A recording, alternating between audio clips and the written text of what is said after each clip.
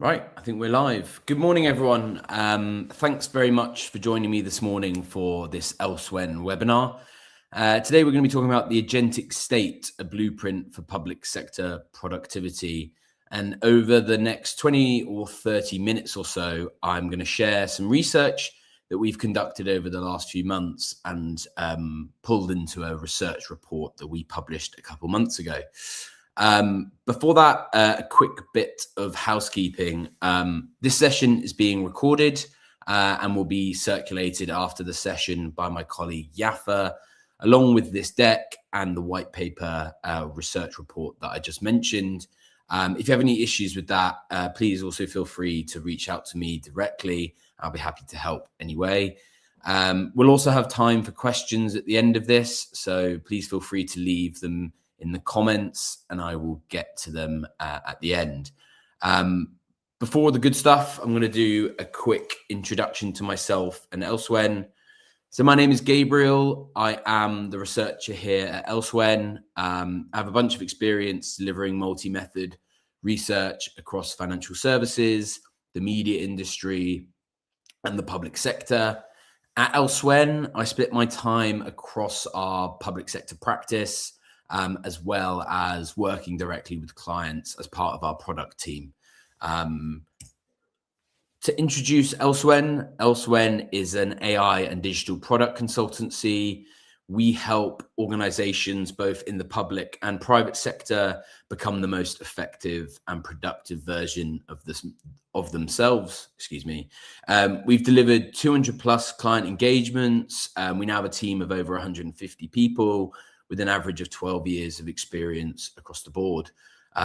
Over the last 15 years or so, we've worked with organizations like Google, Spotify, MasterCard, the National Air Traffic Service, Inmarsat, the European Space Agency, and we work specifically or generally with clients on developing digital products and now AI applications to drive internal productivity and efficiency.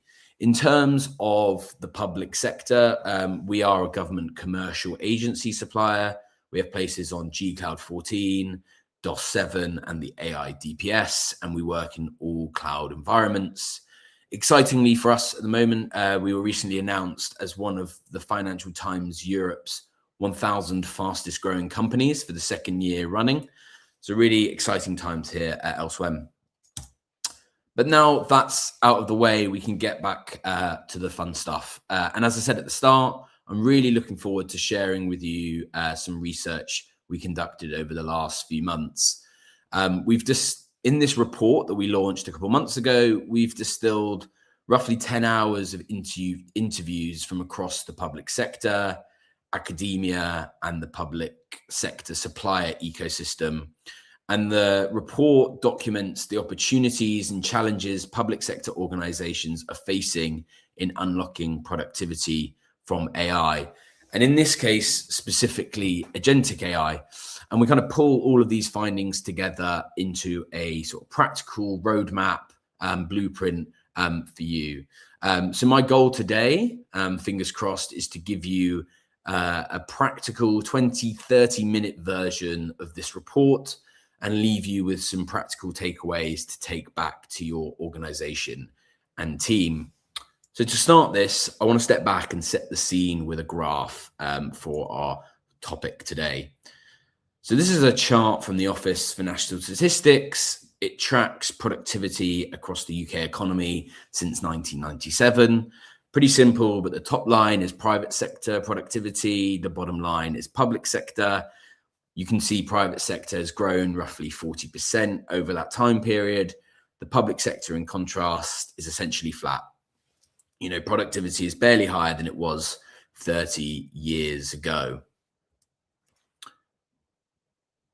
And I guess the sort of main thing here is that over 30 years, you know, effort invested by the civil service and departments, investment, reform, lots of digital transformation, but the needle on productivity hasn't moved. That's not a criticism of people working in public services.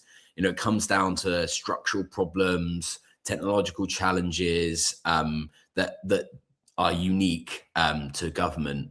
But it's one challenge that everyone from Treasury officials to frontline civil servants recognize, and pushing the needle on productivity could have a massive impact. So the question is, what's going to change that trend that we're seeing? The answer offered by economists and researchers like myself is AI. The Office for Budget Responsibility estimates that effective AI adoption and associated productivity gains could unlock £41 billion in savings across the public sector. And then the Tony Blair Institute there puts the return of investment value at 9x for every pound spent on AI. Those are really compelling numbers. And at Elsewhen, we really do believe that AI represents a critical opportunity for solving the productivity challenge in the public sector. However, we do also believe that the way the public sector is currently approaching AI is not the way to get there. And what we're seeing on the ground is that current experimentation is falling short. We see departments piloting AI generally as generative AI chatbots or co-pilots, summarization assistants, drafting helpers, a lot of tools that you might be using today. But these things make individual tasks faster, but they're focused on individual output or throughput. They're not driving system level performance or citizen outcomes. And you can see this in the reports that are on the slides there. The likes of DWP, DCIT, and DBT, they've all trialed AI pilots, AI tools, but the time use studies behind them tend to show a familiar story. They find real time savings on isolated tasks, things like transcription, note taking, managing calendars, things like this. There's lots of time savings to be had, but ultimately these trials show no meaningful productivity gains overall. And I guess the question is why? Well, at Elsewhen, both in the public and private sector, we see 3 systemic blockers that prevent AI pilots like this from unlocking real productivity gains. The reality is that these sort of tools tend to be piecemeal initiatives. So they're isolated in specific areas and disconnected from strategic direction or measurable outcomes. These tools tend to be generic SaaS off-the-shelf tools that don't fit your specific workflows or integrate with existing systems. And they're often disconnected from data. So we know how important data is for AI, but if your AI can't access internal knowledge, documents, and business context, it can't work effectively. And in our experience working with clients at the moment, it is these systemic blockers that are increasingly making the case for a different type of AI, what we're talking about today, agentic AI. And agentic AI is solving many of these blockers at the organizational level, technological level, and as such is becoming a really compelling solution for the public sector as an alternative. And I kind of want to pause here to set up agentic AI and provide a bit of a definition. So the Government Digital Service defines agentic AI as AI systems composed of agents that behave and interact autonomously to achieve their objectives. And I think there's a useful definition here, but I want to stress a few other ideas that might help with this definition. Firstly, agentic AI is powered by LLMs, the same technology that powers generative AI. They operate as autonomous entities or independently. They interact with their environment. They get feedback from these interactions, ultimately to make decisions and achieve goals, that end goal that they're set up for. And in this way, agentic AI, these unique characteristics of agentic AI solve those systemic blockers that we were talking about.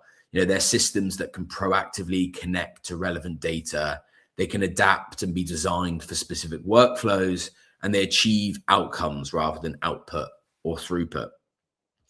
So weaving this whole kind of 2 or 3 stories that I've spoken about this morning, this paints an interesting picture. On the left there, we have generative AI, the tools that departments are currently piloting. And this operates mostly at the level of employee efficiency, with a bunch of constraints that we documented. And on the right there, you've got agentic AI that, with its unique characteristics, operates at the level of enterprise productivity. It has the ability to fundamentally transform how public sector organizations work end to end, and importantly, reimagine productivity with it. So when we look forward at the challenge facing the public sector and ask, how do we avoid another lost 30 years of productivity?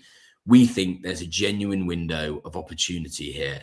Agentic AI is maturing fast, the tools exist, the appetite is there, but the question is whether we have the right approach to deploy it effectively.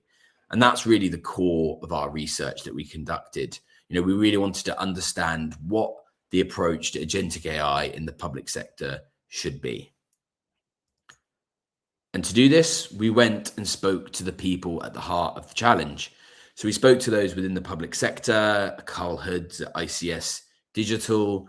We spoke to those in academia, as well as the supplier ecosystem. And these conversations, interviews, identified 4 key themes for unlocking productivity with agentic AI.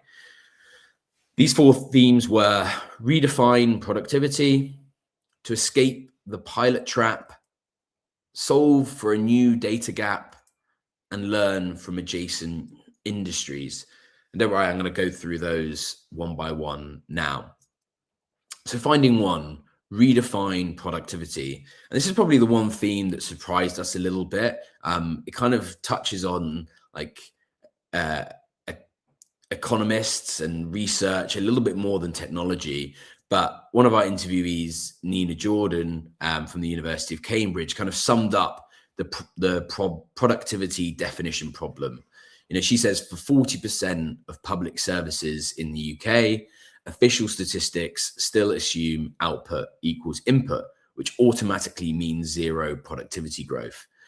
So if you think about what that means, for nearly half of public services, the government's own productivity definition or statistics assume that if you spend more, you produce more. There's no actual measurement of what's produced or how well it's produced. It's a very, very simple quantification of productivity. And when it comes to AI, the issue here is that if we don't understand, what we're trying to optimize for, productivity, we can't improve what you don't. You can't improve what you don't measure. And right now, we're not really measuring productivity. Our research, although sort of found that productivity could be understood differently in 3 interconnected dimensions. So the first one is budget efficiency. Are we getting value for money? The second is organizational efficiency. Are workflows and processes running effectively? And effectiveness. Are we actually achieving the outcomes that citizens need and want? And it's that last dimension there that I've bolded, because I think this is the really big gap we have at the moment. With effectiveness, we're talking about shifting focus from outputs to outcomes. And with this shift, we can really start thinking about where we can effectively implement AI to make a real impact on citizens. But this is, of course, difficult. When you speak to anyone who talks about productivity, things like citizen outcomes, things like disease prevention, the impact of benefits, these are very hard to measure and quantify with a pound sign. And a lot of work is being done by the ONS, other departments, academia, to develop methodologies for this. And we had an insight into one of those, specifically around the measurement of productivity and what this might look like in an age of AI. So our research highlighted that indicators could be rethought in 4 ways, or measured in 4 ways. Firstly, productivity should be mapped across the full service chain. So we're talking about all the way from budgets to inputs to outputs and outcomes, to really understand what actually happened as a result of work that took place. Secondly, productivity should be adjusted for quality and welfare. So, for example, if an AI processes a benefits claim faster, but gets it wrong more often, that's not productivity. that's waste. AI's contribution needs to be quality adjusted. Thirdly, productivity should be widened to capture organizational learning and agility. Things like digital skills, adaptability, the capacity to improve. These are also leading indicators of sustainable productivity with AI and should be taken into account. And finally, productivity from AI should be grounded in ethics and responsibility. Bias, transparency, explainability, these will all be things that make AI-driven productivity legitimate. So that moves us on to the second finding, where we're talking about escaping the pilot trap. And when we talk about the pilot trap, you might not necessarily know what we're talking about, but I think you've probably all seen this, and we saw it with those reports at the start of this talk. The pilot trap is often where you run a proof of concept or a proof of value, and it often works. It might be a new tool or a new platform, and it works in a controlled setting with synthetic data in a synthetic environment, and the stats are great. The measurements show that this is making a real impact. Everyone's very happy, and then suddenly nothing. It never scales. It never has the bigger impact that we thought it would be, because it was never designed to connect to the real operational challenges that the department faces. And this is kind of summed up by our interviewee, Kat XL from the Tony Blair Institute, who offers a really nice insight into the pilot trap. The pilot trap is because AI is often treated as an innovation exercise rather than genuine delivery reform. Isolated experiments rarely connect to real operational problems. So the pilot trap is something that is kind of happening with AI as well. Fortunately, there's a bunch of ways that we can escape the pilot trap, and we see three important shifts. The first one is to move from proof of concept to proof of value. So we need to stop testing ideas, stop testing whether AI can do something in a lab, and start proving that it can create measurable impact in real conditions. That's a very different design brief when launching a pilot of any kind. We need to ground experiments in real data and problems. With synthetic inputs, we get synthetic insights. If you're testing with fabricated data, you will not discover edge cases, data quality issues, or real constraints that will kill a project. We need to use real data, real problems from the start. And design for workflows, not tasks. We spoke about the challenge of using AI for isolated tasks that only causes time savings. We want to create end-to-end value, not isolated automation. An agent that automates one step in a 10-step process may save minutes, but might not move the productivity needle. We need to focus on workflows. So halfway through the findings here, the next finding is around a new data gap. And probably, some of you might be thinking, a new data gap, I've not even solved my current data gap. But I think there's more crossover here than you think. And it's this challenge is kind of framed nicely by Carl Hoods at ICS Digital, one of our interviewees. And he talks about the data gap being more about context engineering than prompt engineering, how we build that knowledge context within our domain to be able to access it with agents. I'm going to break this down a bit. So you're probably familiar with the idea of prompt engineering, how to ask AI the right questions and get useful responses. But with Agentic AI to work effectively, you need something called context engineering. This is where you curate relevant knowledge context so that agents can work effectively. And this knowledge context or knowledge data often looks like three different things. One, it lives in people's heads. It's the accumulated expertise of experienced civil servants. It lives in documents, presentations, reports, guidance notes scattered across different drives, and it lives in policies. So, formal written rules, procedures, governance documents. Sorry, just got that on the screen there. I think what's quite interesting here is that the public sector has a load of this data. Maybe some of the criticisms of the civil service around bureaucracy and documenting everything actually could be an accelerator here. So the data gap we're talking about here is not having data.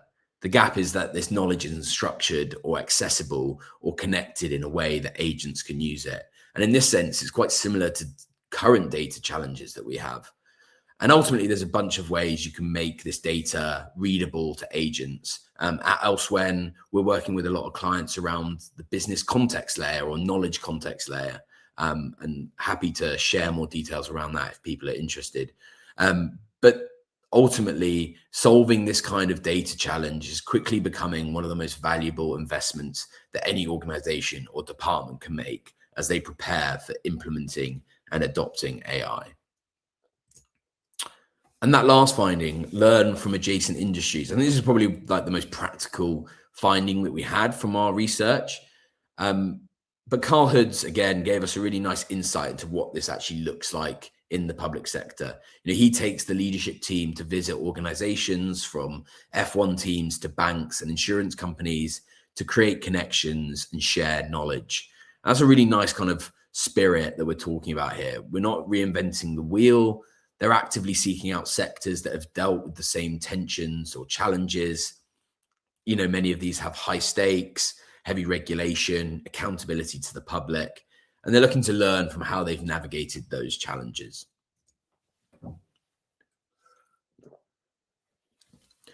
So where else can the public sector look? You know, banking, insurance mentioned there. There's some really interesting things around how these industries are solving risk management and governance models around AI. Insurance has some really interesting concepts around human oversight in automated underwriting and claims workflows. And then you can look at things like the energy sector. You know, they've been deploying AI at scale across a really critical infrastructure, critical national infrastructure for years and years, an industry that has public accountability and really high safety requirements. And then also telecoms. You know, telecoms is redesigning customer facing roles around AI agents. You know, if you've spoken to, you know, customer service bots, you probably have interacted with an AI agent these days. So the public sector ultimately doesn't need to start from scratch. It can learn and take things from people who have already done this. So I'm going to kind of bring this all together now and talk about how we brought this together into a blueprint for public sector productivity. And we created a very simple blueprint that has 4 stages. We first talk about map, then build, scale, and finally evolve. And these stages help your organization effectively adopt agentic AI wherever you are in your journey. I don't quite have time today to go into detail on how this can be implemented, but the research report that we've published goes into much deeper detail, includes some case studies, and provides a step-by-step guide to apply the blueprint in your own organization. And in fact, I can share my screen with that now. So if I scroll down past all the content we've just covered, the report itself has a really detailed version of the blueprint that we spoke about and documents each phase of the blueprint with really useful kind of guides as to how you might conduct different activities within each stage. You know, I would encourage you to download the report and have a read. But similarly, you know, if this is something that you would like Elsewhen to come and speak about or help you with more deliberately, then please feel free to get in touch. So kind of coming back to the presentation here, you can download the report using the QR code on the screen here. It will be on the question slide at the end. So if you don't have time right now to scan it, I will come back to it, don't worry. But I'll kind of want to wrap up kind of everything we've heard today. And kind of, if you take away anything from this, kind of let it be this. We think the public sector has a genuine window right now to break the 30-year productivity challenge. Agentic AI is the mechanism, but it will only work if we stop treating AI as an innovation exercise and start treating it as genuine delivery reform. That means redefining productivity, grounding experiments in reality, building the knowledge infrastructure agents need, and learning from those who have done it before. So that's the main content of today. I'll now move on to any questions that people have. Feel free to leave them in the comments. I'll hold off whilst people have any questions.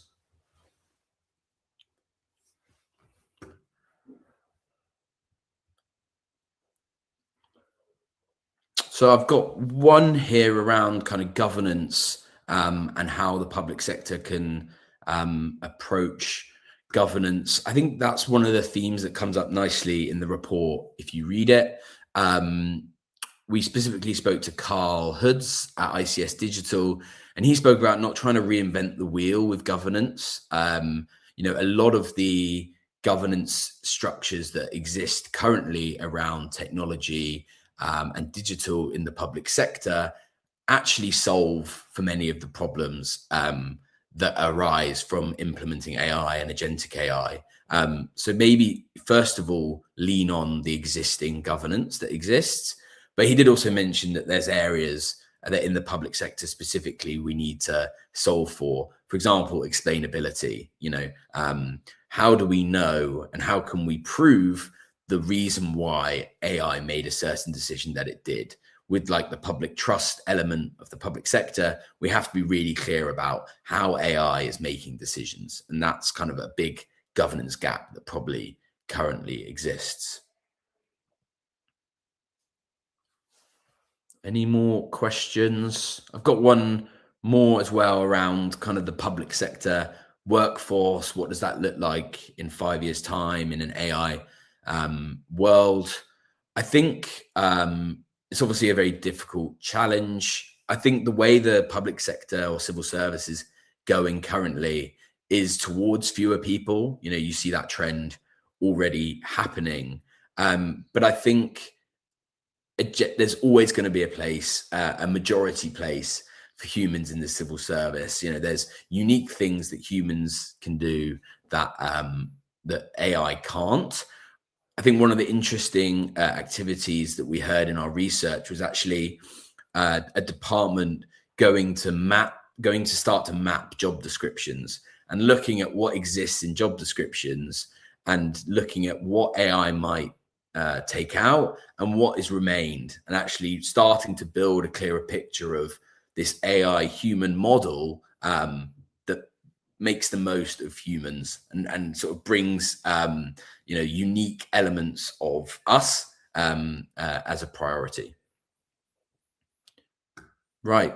So I think that's all the questions, unless there's any more. Thank you very much for your time and have a good rest of your day. Thank you.